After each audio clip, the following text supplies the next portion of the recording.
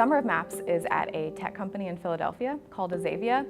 And the original impetus for the program was that the CEO of Azavea, Robert Cheatham, wanted to develop a fellowship program for recent graduates like myself that would allow them to engage in meaningful and technically challenging work right out of school. At Azavea, learning is basically part of the job description for any employee or fellow. So for the fellowship, I worked with two nonprofits, with the American Red Cross, which is obviously a global organization, and then with the Chemical Heritage Foundation. The very first week of the fellowship, I met with point people, both of those nonprofits, to sort of discuss project goals and outline expectations for the final project deliverables that I was going to produce over the course of the summer.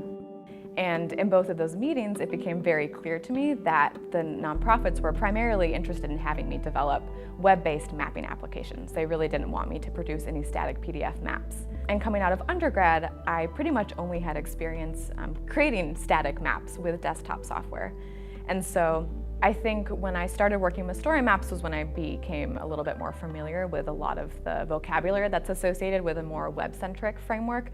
So that's where I first learned what an API was, GitHub, and all of these words that are kind of intimidating at first. I think that was a great introduction for me. I really found the experience of working in a more web-centric platform to be very liberating and freeing in a lot of ways.